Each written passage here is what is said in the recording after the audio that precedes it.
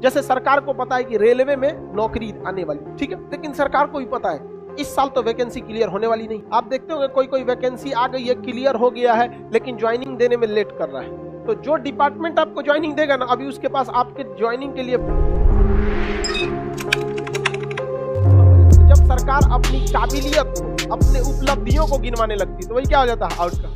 कभी कभी मोदी जी को देखिएगा, बताते हैं यहाँ पर 370, ये परफेक्ट डिसीजन। मोदी जी ने अब तक जितने डिसीजन लिए ना, उसमें सबसे बेस्ट डिसीजन था 370, सबसे बेस्ट डिसीजन था। तो हम लोग का वो ये रियलिटी है। कुछ डिसीजन खराब भी थे, जैसे नोटबंदी कोई सक्सेस नहीं हुआ। देखिए नोटबंदी उतना खराब नहीं था जितना खराब नोटबंदी के बाद 2000 का नोट ले आके दिए, आपको भी पता है, और ये गलती उनको रियलाइज भी हुआ है, इसलिए धीरे धीरे 2000 का नोट साइड कर रहे हैं। अब बहुत कम दिखने को मिल रहा होगा, लेकिन बहुत होशियार है, वो अपनी कमी या अपनी बुराई सुनना ही नहीं चाहते हैं।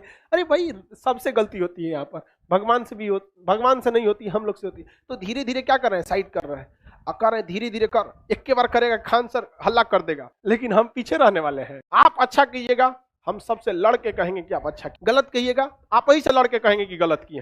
क्योंकि शिक्षक सफेद को सफेद, काला को काला खड़ा बोलता है, नेता की तरह नहीं, लगता है सफेदे है, अरे सोचा लगता कौन सी है, सीधा बोलना गलत है यहाँ पर।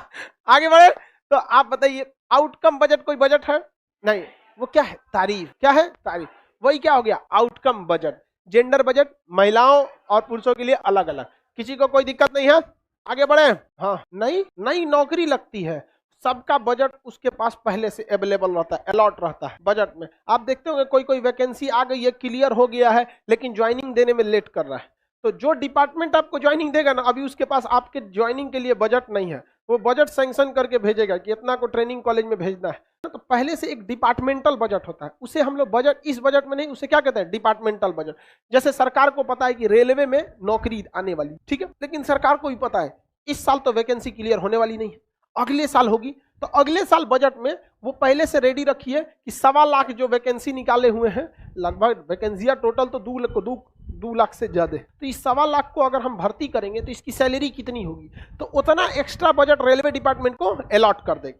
और अगर मान के चलिए आपकी वैकेंसी ज्वाइनिंग में लेट हो गई तो खर्चा हो जाएगा नहीं। बजट में एक एक प्राकलन में बोला है कि 10 रुपया यहाँ खर्चा होगा तो वही खर्चा करना पड़ेगा। जैसे मान के चलिए प्राकलन में बोल दिया कि 20 रुपया सड़क बनाने में खर्चा हो और 10 रुपया नाली बनाने में खर्चा हो। मान के चलिए कि 20 रुपया किसके लिए था, सड़क के लिए, और 10 रुपया नाली के। नाली बनने में 15 रुपया का खर्चा आ गया और सड़कवा 10 रुपया में बन गया, या मान के चलिए सड़क बन गया 15 रुपया में, तो यहाँ कितना बच गया, 5। हुआ कितना घटा है, तो 1 नंबर है, मिला दो, नहीं मिला सकते। फिर इसको अपना अतिरिक्त अनुदान देना पड़ेगा, हमारा 5 घट गया, और उसको अपना रिपोर्ट देना पड़ेगा ऑडिट में कि हमारा 5 गो बच गया।